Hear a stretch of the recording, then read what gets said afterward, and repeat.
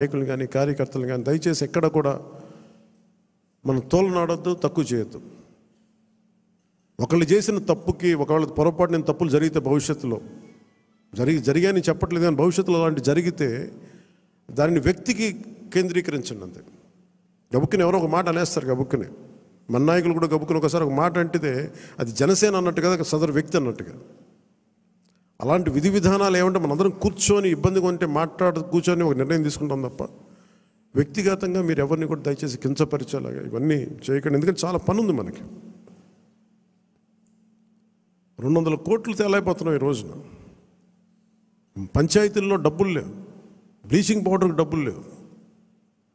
ఈ మధ్యనే world bank వాళ్ళతో మాట్లాడుతూ ఉంటే వాళ్ళు ఒకటి మాట్లాడుతాం, మీరు కమిటెడ్ లీడర్షిప్ మీరు ఇవ్వండి, మేము మీకు డబ్బులు ఇచ్చే బాధ్యత మేము తీసుకుంటాం, మీకు పెట్టుబడులు ఇచ్చే బాధ్యత మేము చాలామంది చెప్తాం. గత ప్రభుత్వంలో మాకు ఆ నమ్మకం రాలేదు.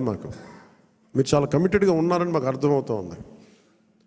Asian infrastructure industrial development bank కానీ వరల్డ్ బ్యాంక్ కానీ వీళ్ళందరితో మాట్లాడుతూ ఉంటే నా సైడ్ నుంచే పెద్ద అనుభవం, పరిపాలన అనుభవం లేనివాడిని.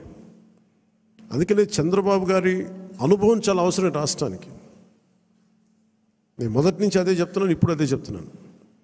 ఎందుకంటే 4 దశాబ్దాల సుదీర్ఘ అనుభవం, పరిపాలన అనుభవం ఈ రాష్ట్రానికి చాలా కీలకం. సో అలాంటి పరిపాలనా దక్షత ఉన్న వ్యక్తికి నాతో సహా అందరం చేదోడు వాదోడుగా ఉండాలి.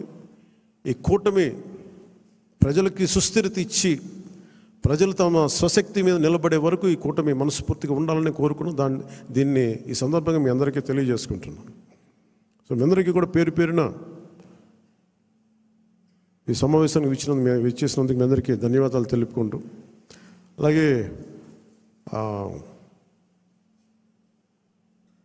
ఆర్ఫనేజ్ నుంచి వచ్చారని చెప్తా ఉన్నారు. Which orphanage star?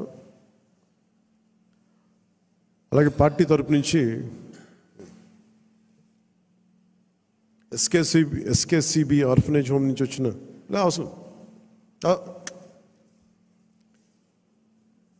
ఎస్కేసిబి orphanage home, Shine orphanage home నుంచి వచ్చిన SKCB orphanage home Swarnalatha Pushpalatha గారికి, షైన్ ఆర్ఫనేజ్ హోమ్ సంధ్యారాణి గారికి, జి సంధ్యారాణి గారికి, ఎన్ సంధ్యారాణి గారికి మనస్ఫూర్తిగా మీ అందరికీ నా హృదయపూర్వక నమస్కారాలు.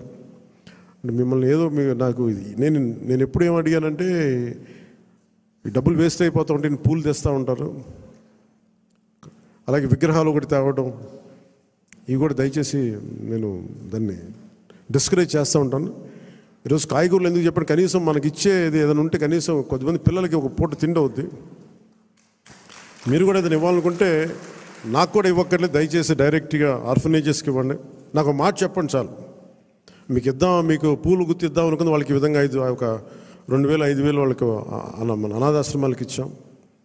లేదంటే డొక్కా సీతమ్మ క్యాంటీన్లకు, అన్న క్యాంటీన్స్కి మేము అక్కడ డొనేషన్గా ఇచ్చాం. 10 మంది భోజనం చేస్తారు. సో అలాగే నా తరపు నుంచి, పార్టీ తరపు నుంచి కూడా 2 ఆర్ఫనేజెస్కి ₹1,00,000 చొప్పున నేను ప్రకటిస్తున్నాను మీ అందరికీ. నాకు ఉట్టి చేతులతో మిమ్మల్ని కూరగాయలు ఇచ్చి పంపించడం నాకు కొంచెం ఇబ్బందిగా ఉంది. అందుకని మనస్ఫూర్తిగా మీ ఆర్ఫనేజెస్కి చెక్ రాసి రెడీ చేయమని 1 lakh ఇచ్చి. సో మీ అందరికీ ధన్యవాదాలు తెలుపుకుంటూ, ఇది మీకు నాయకులందరికీ కూడా చెప్తాను, సరైన పదవులు. ఇప్పుడు నేను హరిప్రసాద్ గారిని ఎలా గుర్తించామో, కష్టం చేసిన వ్యక్తిని నేను ఎప్పుడు మర్చిపోను, గుర్తించను. మేము గుర్తించకుండా గుర్తిస్తాను కదా. మనకున్న పరిమితమైన అధికారం స్థానాల వల్ల కొంత మనం టీడీపీ తోటి, భారతీయ జనతా పార్టీ తోటి ప్రధానంగా మనం పంచుకోవాలి కాబట్టి కొన్ని బ్యాలెన్స్ చేసుకోవాలి, అడ్జస్ట్ చేసుకోవాల్సినవి ఉంటాయి. అందరూ నన్ను చైర్మన్ పదవులు తప్ప ఎవరు తక్కువ అడగట్లేదు, దయచేసి అందరూ